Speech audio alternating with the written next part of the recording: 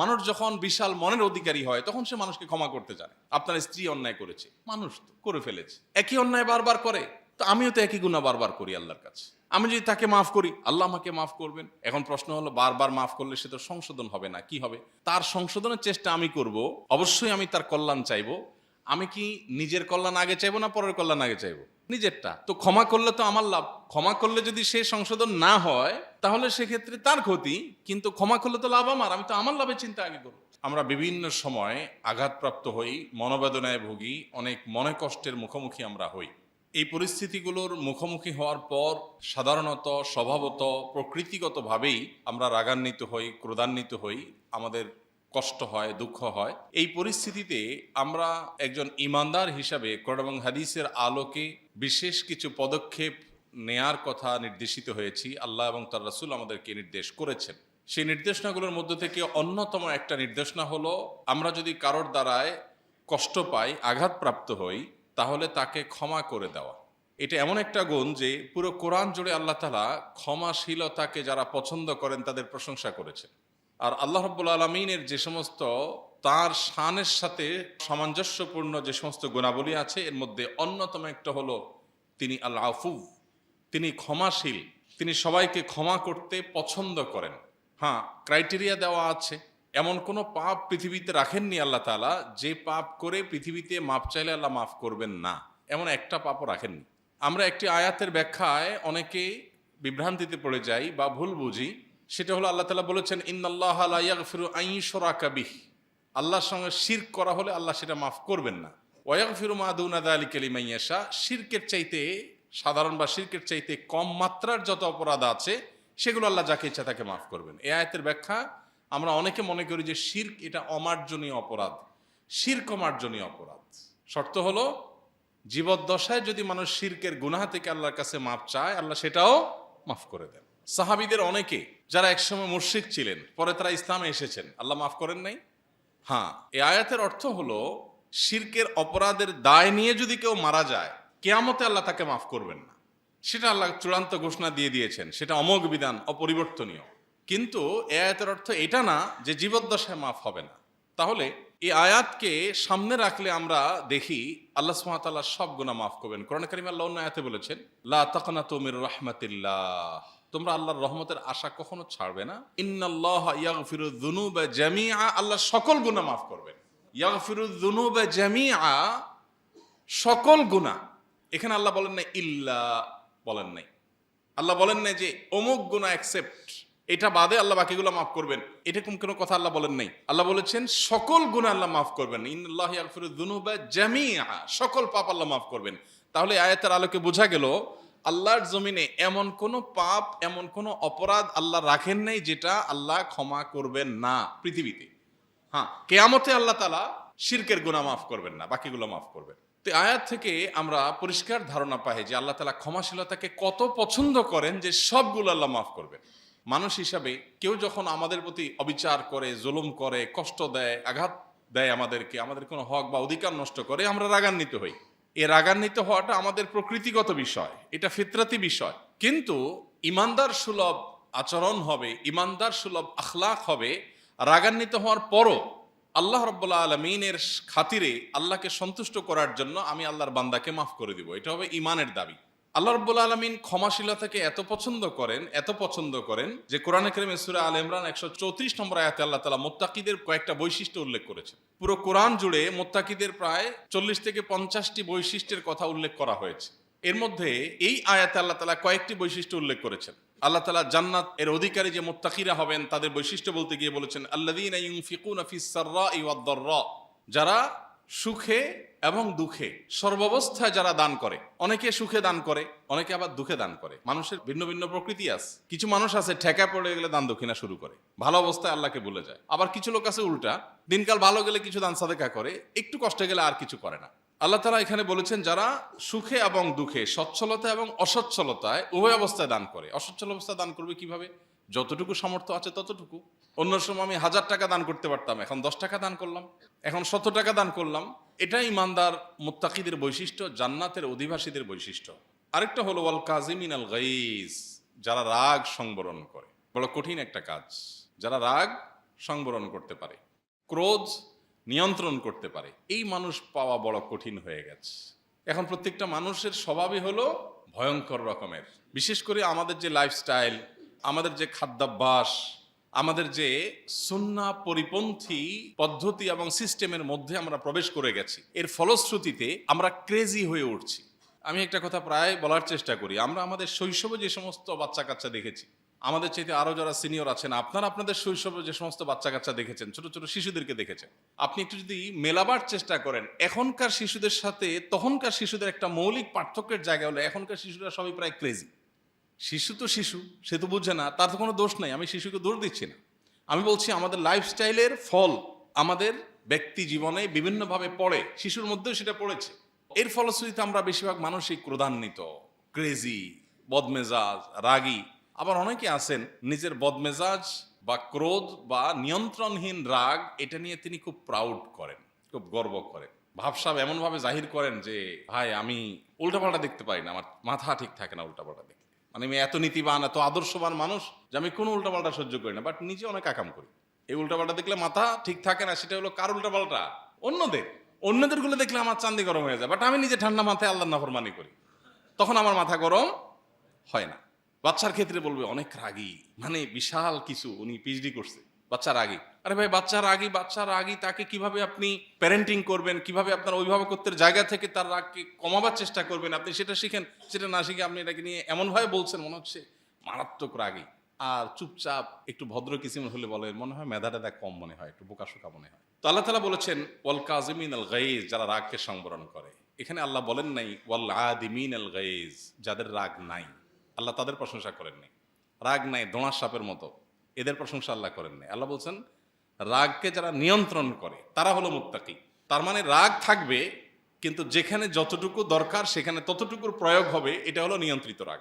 কোনো জায়গায় যদি মনে হয় আমি এই মুহূর্তে রাগের প্রকাশ ঘটাতে গেলে আমি নিজেকে নিয়ন্ত্রণে রাখতে পারবো না, পরে আমি আবার সরি বলার মতো পজিশনে যেতে হবে, যদি এরকম হয় তো এই আয়াতের নির্দেশনা হলো তাহলে আমি নিজেকে রাগটাকে আটকে রাখবো। ঠিক আছে, রাগটা আমি একটু পরে করবো। ধরেন একজনের সাথে আপনার ঝগড়া করার মতো একটা সিচুয়েশন তৈরি হলো, প্রচন্ড রকমের মেজাজ গরম হওয়ার মতো একটা কাজ করে বসছে।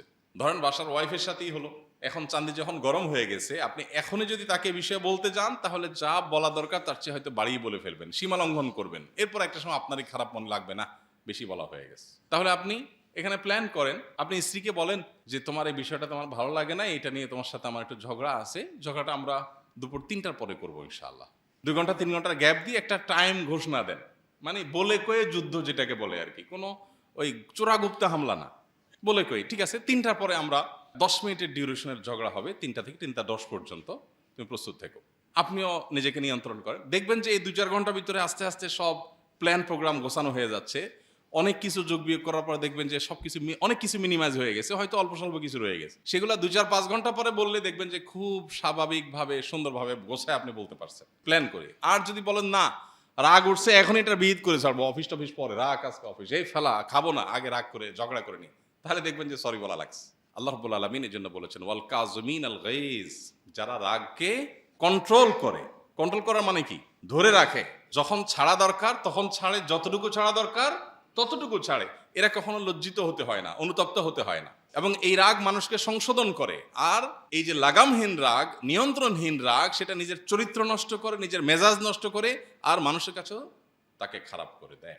এই জন্য রাগ নিয়ন্ত্রণ করবার বহু উপায় আছে। এটা একটা পলিসি, যেটা টাইম নিয়ে ঝগড়া করে ঘোষণা দেন, যত টাইম নিতে পারবেন তত দেখবেন রাগ প্রশমিত হয়ে গেছে। যত টাইম নেন সবচেয়ে ভালো হয় ডেট দেন, যে আজকে শুক্রবার, তোমার সাথে আমার সোমবার আসর টু মাগরিব ঝগড়া হবে, আসর টু মাগরিব, মাগরিবের আজান হয়ে গেছে, শেষ, টাইম শেষ, ঝগড়া এখনো শেষ হয় না, ওকে তাহলে আমরা পরের দিন আবার সেকেন্ড ইনিংস ঘোষণা করি, আসরের পর থেকে আবার এখান থেকে আবার আমরা শুরু করবো, বাট আজান হয়ে গেছে, টাইম শেষ, আর না।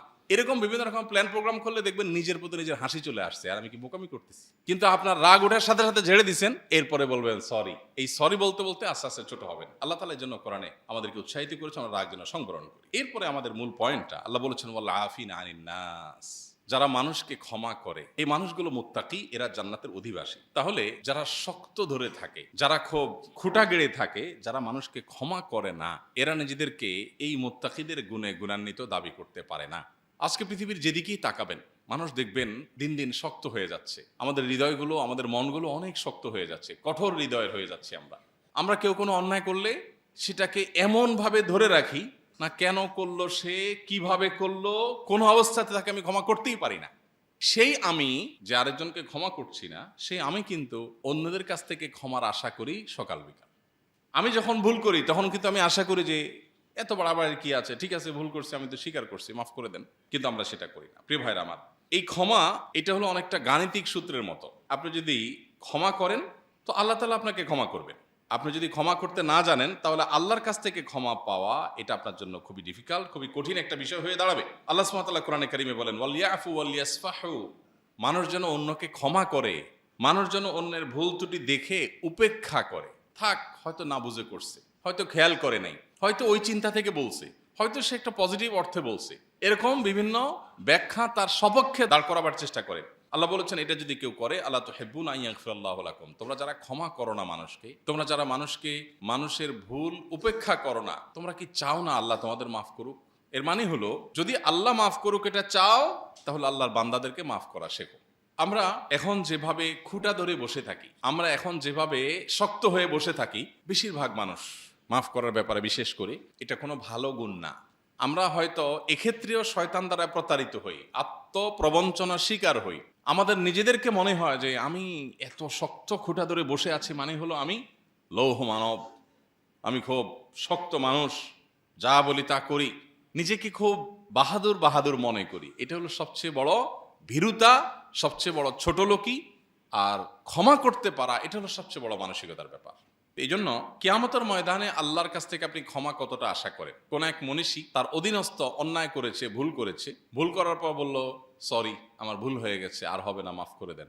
তো তার কর্তা তিনি বললেন, তুমি কতবার মাফ চাইছে পর্যন্ত মনে আছে? একই ভুল তুমি বারবার করবা আর মাফ চাইতে থাকবা, তোমার মাফ করতে থাকবো, এটা কোনো কথা হলো? অধীনস্থ কাজের লোকটা বলল, আপনি আমাকে বেশি মাফ করা লাগবে না, অবশ্য আল্লাহর কাছে আপনি কতবার মাফ আশা করেন, আমাকে ওই হিসাবে মাফ করলেই চলবে। আমরা হলে তো চড়থাপ্পড় দিয়ে বসতাম না। তিনি সাথে সাথে নরম হয়ে গেলেন, হ্যাঁ তাই তো, আমি একই গুনাহ কতবার করি, আল্লাহর কাছে মাফ চাই, আল্লাহ যদি কিয়ামতের দিন আমাকে বলেন তুমি একই গুনাহ এতবার করছো, মাফ করবো না, আমার যাওয়ার কোনো জায়গা থাকবে? এই জন্য আল্লাহ তাআলা পরিষ্কার বলে দিয়েছেন, ওয়ালিয়াফু ওয়ালিয়াসফাহু আলা তুহিব্বুনা আন ইয়াগফিরাল্লাহু লাকুম, তোমরা অবশ্যই অন্যদেরকে ক্ষমা করে দেওয়া উচিত, অন্যদেরকে উপেক্ষা করা উচিত। তোমরা কি চাও না আল্লাহ তোমাদের ক্ষমা করুন? তার মানে আল্লাহর ক্ষমাটাকে আল্লাহ তাআলা এখানে শর্তযুক্ত করেছেন যে তুমি যদি অন্যদেরকে ক্ষমা করো আল্লাহ তোমাকে ক্ষমা করবেন। যে মানুষকে যত বেশি ক্ষমা করে সে আল্লাহর কাছ থেকে তত বেশি ক্ষমার প্রত্যাশা করে ইনশাআল্লাহ। উপেক্ষা করা একটা বড় গুণ। কোরআনে কারিমে আপনি বারবার দেখবেন এই শব্দটা উল্লেখ আছে। আল্লাহ তাআলা তার নবীকে, তার রাসূলকে বলেছেন, ওয়া'রিদ আনিল জাহিলিন, জাহেল মূর্খরা আপনাকে যে কষ্ট দিচ্ছে এদেরকে আপনি উপেক্ষা করেন। এই যে উপেক্ষা করা, থাক না, হয়তো আমি না দেখার ভান করছি, মনে করি এটা স্বপ্নে ঘটছে, বাস্তবে ঘটেনি। এই উপেক্ষার এই গুণটা অনেক বড় একটা গুণ। এটার জন্য বিশাল বড় একটা হৃদয়ের প্রয়োজন হয়। যে যত বেশি ক্ষমা করতে জানে সে তত বড় মনের মানুষ, যে যত কম ক্ষমা করে সে তত ছোট মনের মানুষ। কারণ আপনি যদি কোনো একটা ময়লা সমুদ্রে ফেলেন, সমুদ্র ওটাকে ভ্যানিশ করে ফেলবে, ওই ময়লার কোনো আলামতও থাকবে না। কিন্তু আপনি ছোট্ট একটা কুয়ার মধ্যে যদি ফেলেন, ওটা ভেসে থাকবে। কুয়ার আয়তনটা ছোট, এই জন্য যেটুকু ময়লা পড়েছে সেটুকু সে প্রদর্শন করে বেড়ায়। আর সমুদ্রের আয়তন অনেক বড় হওয়ার কারণে বিশাল বড় বড় ময়লা আবর্জনা পড়লেও সেটা ভ্যানিশ করে ফেলে সে। কারণ এত ছোটখাটো জিনিস এটা গোনার সময় তার নাই, এত বিশাল সে। তো মানুষের হৃদয় যখন বড় হয়, মানুষ যখন বিশাল মনের অধিকারী হয়, তখন সে মানুষকে ক্ষমা করতে জানে। আপনার স্ত্রী অন্যায় করেছে, মানুষ তো করে ফেলেছে, একই অন্যায় বারবার করে, তো আমিও তো একই গুনাহ বারবার করি আল্লাহর কাছে। আমি যদি তাকে মাফ করি আল্লাহ আমাকে মাফ করবেন। এখন প্রশ্ন হলো, বারবার মাফ করলে সে তো সংশোধন হবে না, কি হবে? তার সংশোধনের চেষ্টা আমি করব, অবশ্যই আমি তার কল্যাণ চাইবো। আমি কি নিজের কল্যাণ আগে চাইবো না পরের কল্যাণ আগে চাইবো? নিজেরটা। তো ক্ষমা করলে তো আমার লাভ। ক্ষমা করলে যদি সে সংশোধন না হয় তাহলে সেক্ষেত্রে তার ক্ষতি, কিন্তু ক্ষমা করলে তো লাভ আমার, আমি তো আমার লাভের চিন্তা আগে করবো। এই জন্য ভাইরা আমার, আমাদের হৃদয়গুলোকে একেবারে মানুষের প্রতি ক্রোধ, ক্ষোভ এগুলো থেকে মুক্ত করে ফেলা। এটার ফলে কি লাভ হয়? সবচেয়ে বড় লাভ হয় আখিরাতে আল্লাহ তাআলা আপনাকে ক্ষমা করবেন, এটা তো আছেই। দুনিয়াতে সবচেয়ে বড় লাভের জায়গাটা হলো আপনি নিজে সুখে থাকতে পারবেন, মানসিকভাবে আপনি প্রশান্তি পাবেন। কারণ যখন মানুষকে ক্ষমা করে তখন মনের মধ্যে দুঃখ কষ্ট আর থাকে না, এগুলো ভ্যানিশ হয়ে যায়। আর ক্ষমা যদি আপনি না করেন তাহলে কি হবে? কারোর প্রতি আপনার রাগ হয়েছে, রাগ হওয়ার কারণে আপনার মনে খুব প্রফুল্লতা অনুভব হবে, কেউ আপনাকে কষ্ট দিয়েছে, আপনি কষ্টটার কারণে তার প্রতিও কষ্ট ধরে রাখেছেন, এই যে অন্তরে ধরে রেখেছেন, এর ফলে কি আপনার মনটা অনেক ভালো থাকবে? আরো মনে কষ্ট বাড়বে না? মনে কষ্ট বাড়লে কি আপনি মানসিকভাবে সুখে থাকবেন? সারাক্ষণ আপনার যন্ত্রণা হতে থাকবে, দুঃখ হবে। আপনি অন্যকে ক্ষমা করবেন তার প্রয়োজনে না, যে ক্ষমা করলে তার লাভ হবে সেটা না, আপনি নিজের প্রয়োজনে অন্যকে ক্ষমা করবেন। আপনার প্রয়োজনের জায়গাটা কোথায়? যে আমি যদি ক্ষমা করি আমি নির্ভার হয়ে যাব, আমার অন্তরটা ফ্রেশ হয়ে যাবে, আমার অন্তরটা দুঃখটা থাকবে না। থাক, আমি মাফ করে দিস, এর বিনিময়ে আল্লাহ আমাকে মাফ করে দিবেন। সে অন্যায় করলে সে আল্লাহর সাথে বুঝে পড়াবে, আমি মাফ করে দিলাম, আমার কোনো দায় দাবি নেই। অনেকে আছেন ধরে রাখেন, তুই আমার এটা করছস, কাল কিয়ামতে তোর সাথে আমার দেখা হবে, দেখিস। তো আল্লাহও কিয়ামতে আপনারা ধরবেন, কারণ আপনি আল্লাহর বান্দারা ধরছেন। আপনি মাফ করে দেন, করে বলেন আল্লাহ তুমি না কোরআনে বলেছো মানুষ যেন ক্ষমা করে উপেক্ষা করে, তাহলে তুমি ক্ষমা করবা, তো তোমার বান্দারা আমি ক্ষমা করে দিলাম, বিনিময়ে তুমি আমার মাফ করে দিও।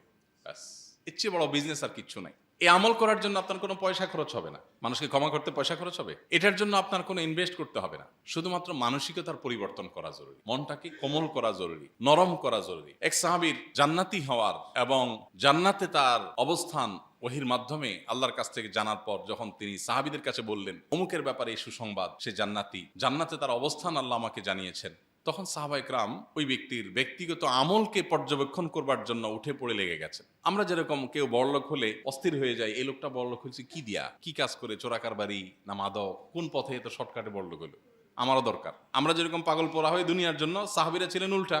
তারা আখিরাতে বিশ্বাসটা আমাদের মতো ছিল না, সিরিয়াস বিশ্বাস ছিল, সত্যিকারের ইমানদার ছিলেন, যার কারণে তারা যখন শুনতেন কোন সাহাবীর একটা ফজিলত আছে, তাহলে তিনি কি আমল করে এই ফজিলত পেয়েছেন, কিভাবে আল্লাহকে সন্তুষ্ট করলেন, তারা ব্যাকুল হয়ে যেতেন। তো কয়েকজন সাহাবী, ওই সাহাবী যার সম্পর্কে নবীজি একটা মন্তব্য করলেন, তার ব্যক্তিগত জীবনকে খুব নিবিড়ভাবে পর্যবেক্ষণ করা শুরু করলেন, যে কি এমন জিনিস আছে তার মধ্যে যে নবীজি তার সম্পর্কে এত বড় ফজিলত মর্যাদার কথা বললেন। পর্যবেক্ষণ করে দেখা গেল বিশেষ তেমন কিছু আসলে পাওয়া যাচ্ছে না। তিনি একজন সাদামাটা মানুষ, অন্যদের মতো 5 ওয়াক্ত নামাজ পড়েন, বেসিক দিনের বিষয়গুলো মেনে চলেন, এক্সট্রা বিশেষ কিছু তারা উদ্ধার করতে পারলেন না। না পেরে তাকে পার্সোনালি জিজ্ঞেস করে বসলেন, ভাই বলেন তো আপনি আর কি এমন বিশেষত্ব আছে যে আপনি মর্যাদাটা পাইলেন? তিনি বলেন, ভাই আমার তো কোনো বিশেষত্ব আমি সত্যি খুঁজে পাচ্ছি না, আপনারা যা করেন আমি তো তাই করি। তো বলেন, না, এত সাদামাটা হলে আপনি এই ফজিলত কিভাবে পেলেন? কিছু তো আছে। তখন সাহাবী চিন্তা করে দেখলেন, ভাই আমি তো কোনো বিশেষ আমল করি না, যে এত আমল করি, এত নামাজ পড়ি, এত রাতভর তাহাজ্জুদ পড়ি, এত দান সাদাকা করি গোপনে, এমন কিছু নাই, আপনারা যা করেন আমিও তাই করি। বাট একটা জিনিস আছে, আমি প্রতিদিনই রাতে শোবার আগে প্রতিদিনই আমি চিন্তা করি আজকে আমার কারোর প্রতি কোনো দুঃখ আছে কিনা, কেউ কষ্ট দিয়েছে কিনা। তো শোয়ার আগে আমি পরিপূর্ণ তারপরে ফ্রেশ হয়ে যাই, থাক সে হয়তো ভুল করেছে, আমি টোটাল মাফ করে দিয়ে তাকে ঘুমাই, আমার মনে কারোর প্রতি কোনো দুঃখ থাকে না। আপনারা কোরআনে কারীমে একটা আয়াত শুনে থাকবেন, আল্লাহ বলেছেন, ওয়ানাজাআনা মা ফি কুলুবিহিম মিন গিল।